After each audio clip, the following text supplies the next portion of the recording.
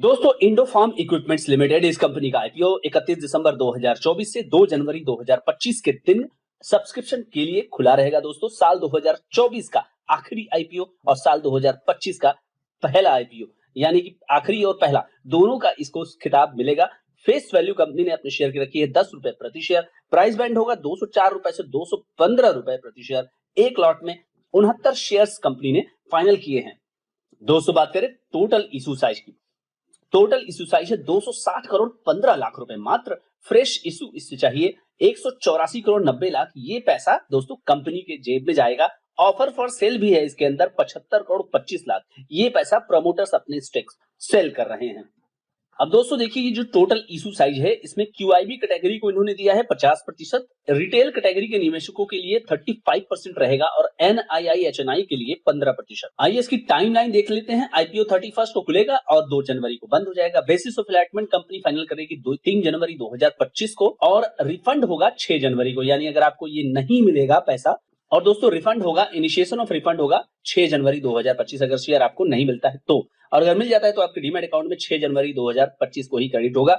Listing होगी 7 जनवरी 2025। साल 2025 की पहली company Indo Farm equipment list हो जाएगी। अब किस तरह से आपको अप्लाई करना है, देखिए अगर आप 2 लाख रुपए से कम के हैं तो आपको कहा जाएगा रिटेल निवेशक। रिटेल निवेशक को मिनिमम एक लॉट के लिए 69 शेयरों के लिए 14,835 लगाना है और एक एक करके आपको बढ़ना है, एक एक लॉट करके बढ़ना है तो 13 लॉट तक आप मैक्सिमम पहुंचेंगे और मैक्सिमम शेयर्स की संख्या होगी 897 और 2 लाख के अंदर आप रहेंगे 1,92,855 रुपए। अगर आप 2 से 10 के बीच में यानी 2 लाख से 10 लाख के बीच में अप्लाई करना चाहते हैं तो आपको कहा जाएगा एसएचएनआई। यहाँ मिनिमम 14 लॉट 966 शेयर 2,07,690 रुपए और इसमें एक एक करके आप पहुंचेंगे 67 लॉट तक 4,623 शेयर तक पहुंचेंगे और लगाएंगे आप 9,93,945 रुपए। अब अगर आपको 10 लाख रुपए से ज्यादा लगाना है तो आपको कहा जाएगा बीएचएनआई और मिनिमम यहाँ 68 लॉट के साथ 4,692 शेयरों के लिए 10,08,780 रुपए लगाने होंगे। तो जहां पर भी जो भी पॉकेट आपका अलाउ करे अगर आपको लगाना है तो ये रहा आपका फिगर। दोस्तों आइए समझ लेते हैं इंडो फार्म इक्विपमेंट लिमिटेड का बिजनेस मॉडल क्या है, बिजनेस क्या करती है। कंपनी इनकॉर्पोरेट हुई थी 1994 में और कंपनी इंगेज है मैन्युफैक्चरिंग में ट्रैक्टर्स के, पिक एंड लारी, क्रेन के और अदर हार्वेस्टिंग इक्विपमेंट, जो भी एग्रीकल्चर रिलेटेड जो प्रोडक्ट होते हैं उससे कंपनी यहाँ पे काम कर रही है, उसमें कंपनी बना रही है। अब देखिए कंपनी के 2 ब्रांड है, इंडो फार्म और इंडो पावर, और कंपनी एक्सपोर्ट करती है अपने products country like Nepal, Syria, Sudan, Bangladesh, Myanmar. ये जो देश है दोस्तों, क्या बताऊं अब आप लोगों को, पॉलिटिकल जियोपॉलिटिकल अगर आप फॉलो करें तो सीरिया, सूडान, बांग्लादेश और म्यांमार ये बहुत ज्यादा जो है डिस्टर्ब कंट्री है। मान लीजिए नेपाल आपका दोस्त है भी नहीं है, पता नहीं, समझ में नहीं आता, आप रिस्क का एसेसमेंट इसी से कर पाएंगे। कंपनी मैन्युफैक्चर करती है ट्रैक्टर और उसका रेंज है 16 एचपी से लेके 110 एचपी का। क्रेन, कैरी क्रेन कंपनी का, और वो है 9 से लेके 30 टन तक का। और फैसिलिटी जो कंपनी की है वो है बद्दी, हिमाचल प्रदेश, जो इंडस्ट्रियल एरिया है बद्दी, वहां पर जो कंपनी का फैसिलिटी यानी कि मैन्युफैक्चरिंग है वो 1,27,840 स्क्वायर मीटर में फैला हुआ है। और इसके अंदर जो है कंपनी फाउंड्री का काम करती है, मशीन शॉप का काम करती है और असेंबली का काम भी करती है।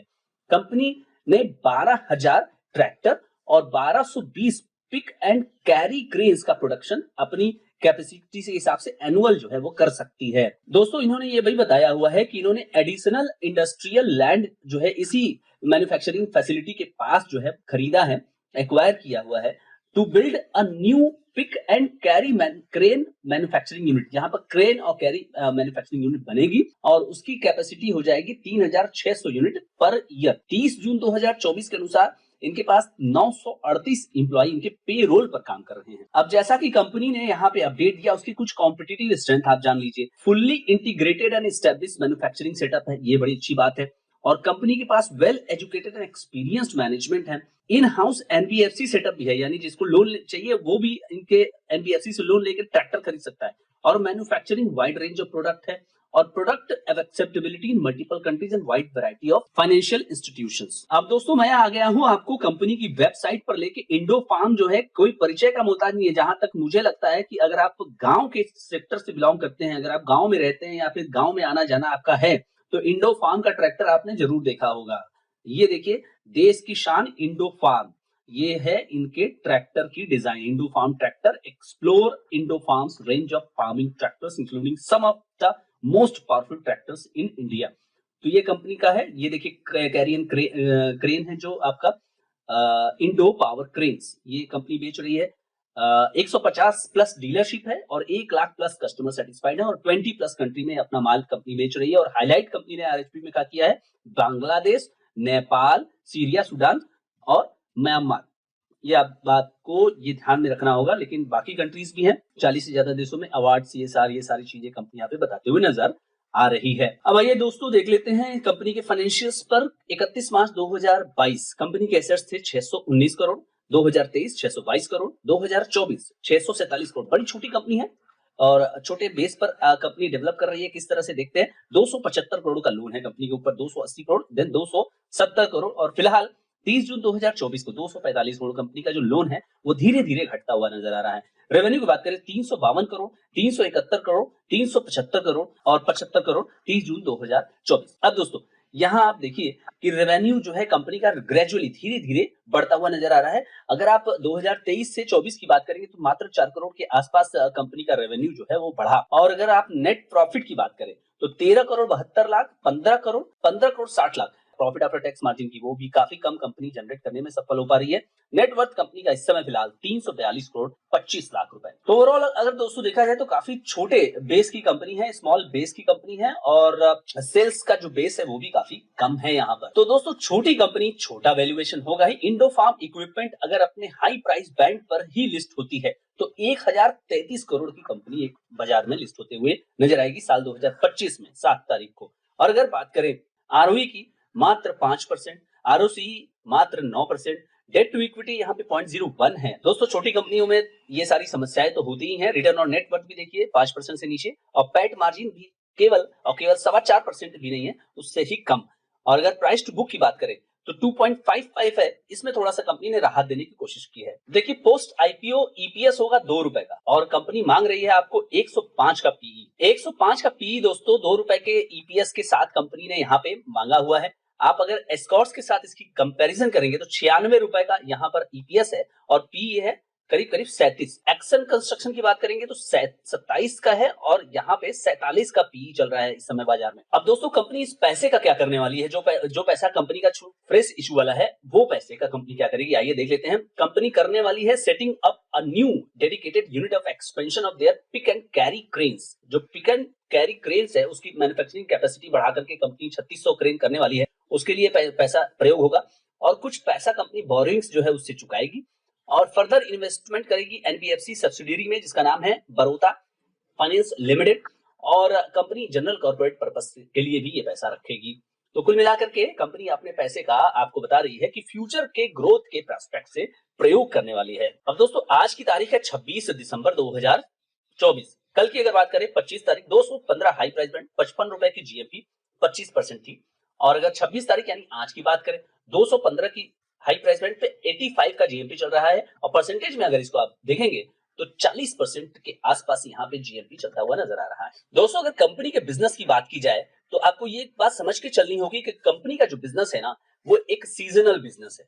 सीजनल बिजनेस जब भी जो है वो अगर एग्रीकल्चरल एक्टिविटीज होगी तो उस समय जो है कंपनी का बिजनेस जो है अच्छा खासा चलता हुआ नजर आपको आएगा, इसमें कोई दो राय की बात नहीं है। और कैरी एंड क्रेन्स की जहां तक बात की जाए तो वो जो है ट्रेडिंग एक्टिविटीज में प्रयोग होने वाली चीज है, तो वो भी जो बिजनेस है उसके भी एस्पेक्ट जो है वो नेगेटिव पॉजिटिव जो भी अगर आप मिला के देखें तो ये सब जो ऐसी चीजें हैं जो कि आप ये देखना पड़ेगा कि ये B2B सेगमेंट में आ जाएगा। एक तो आपका एग्रीकल्चर जो है वो किसानों से संबंधित हो गया, लेकिन अगर आप कैरी एंड क्रेन्स की बात करें तो ये B2B सेगमेंट में आ जाने वाली चीज होगी क्योंकि आम इंसान इसको इन चीजों को खरीदता नहीं है। दोस्तों ये बात आप समझ के चलेंगे। दूसरी बात जो इस सेक्टर की बात करेंगे तो कंपटीशन जो है इस सेक्टर में तगड़ा है और कंपनी का जो बेस है वो छोटा बेस है। कंपनी जो है वो स्ट्रगलिंग कंपनी है, आज से नहीं हमेशा से। अगर आप कंपनी के रेवेन्यू को देखेंगे तो किसी भी तरह से कंपनी उस रेवेन्यू को इंटैक्ट करके रखे हुए है और उसका कारण आप देखेंगे कि पैट मार्जिन इतना ज्यादा कम क्यों है कि कंपनी जो है किसी भी तरह से सेल तो कर पा रही है, गिरते पड़ते कंपनी उतना ही सेल कर पा रही है जितना कि वो पिछले फाइनेंशियल ईयर में उसने किया था। तो उसी कारण से कंपनी को अपनी मार्जिन से समझौता यहाँ पे करना पड़ रहा है। अब चाहे अगर ट्रैक्टर की बात की जाए दोस्तों और चाहे अगर क्रेन की बात की जाए तो क्या इसका हम बिजनेस, एक चीज मैं हमेशा जब रिव्यू करता हूं तो ये देखता हूं कि बिजनेस की सस्टेनेबिलिटी क्या रहेगी या नहीं रहेगी। देखिए भारत एक कृषि प्रधान देश रहा है और अब धीरे धीरे शिफ्ट हो रहा है, लेकिन फिर भी एग्रीकल्चर के बिना तो कुछ होना नहीं है।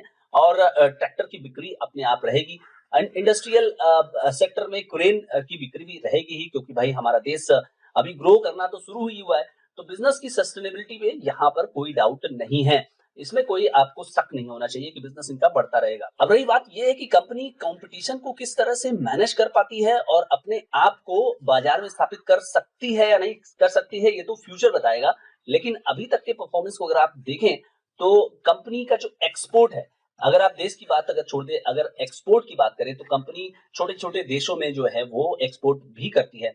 और कुछ ऐसे देश है जो कि डिस्टर्ब्ड कंट्रीज के रूप में आप उन्हें लेंगे, तो डिस्टर्ब कंट्रीज के रूप में अगर आप उन देशों को देखें और वहां कंपनी का एक्सपोर्ट हो रहा है, तो ये एक रिस्क फैक्टर हो जाता है बिजनेस के लिए। अगर वहां पे एक प्रॉब्लम होती है, बिजनेस के लिए रिस्क का फैक्टर इस कंपनी के लिए हो जाता है। अब दोस्तों मैं यहाँ पे बहुत ज्यादा बात न करते हुए यहाँ देखता हूँ कि कंपनी का वैल्यूएशन, कंपनी ने 100 के ऊपर का पीई मांगा है आपसे, 100 के ऊपर का पीई मांगा है, तो ये एक मैटर ऑफ कंसर्न बहुत ज्यादा हो जाता है। 2 रुपए की ईपीएस के लिए कंपनी ने आपको 100 का पीई मांगा है।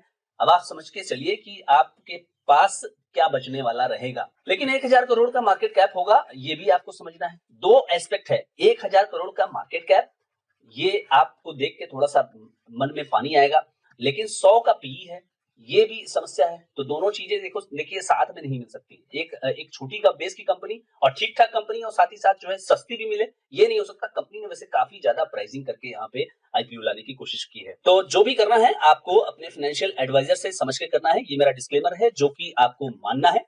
ये वीडियो मैं किसी भी तरह से बाय और सेल के रिकमेंडेशन के लिए दोस्तों नहीं दे रहा हूं। अब आपने देखा कि कंपनी का जो वैल्यूएशन है, कंपनी के शेयर्स की जो वैल्यूएशन है वो 100 प्लस पी पर कंपनी लेकर के आई है, और साथ ही साथ आपको कंपनी के अंदर ग्रोथ का पोटेंशियल दिख सकता है, क्योंकि स्मॉल बेस से कंपनी जा रही है, तो इसलिए कंपनी ने वैल्यूएशन ज्यादा रखने की कोशिश भी की हुई है। तो उस लिहाज से अगर आप देखें, अगर ग्रोथ पोटेंशियल में कंपनी आगे सही चल पाती है और वैल्यूएशन वहां पे इग्नोर किए भी जा सकते हैं। तो मैं सबसे पहले आपको लॉन्ग टर्म के लिए बताना चाहता हूं।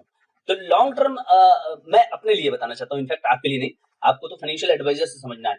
तो लॉन्ग टर्म में दो चीजें हैं। अगर आप 1000 करोड़ का मार्केट कैप देख के आपके मुंह में अगर पानी आ गया, तो आपके लिए ये कंपनी हो सकती है जहां पर कि आप रिस्क पसंद करते हैं। आप जो है कुछ समय के लिए जो 100 का जो पी है उसको आप इग्नोर करेंगे। दूसरा मेरा उपाय क्या है? दूसरा मेरा उपाय है कि अगर मुझे ऑटोमोबाइल कंपनी ही खरीदना है तो मैं क्या इस कंपनी को खरीदूंगा?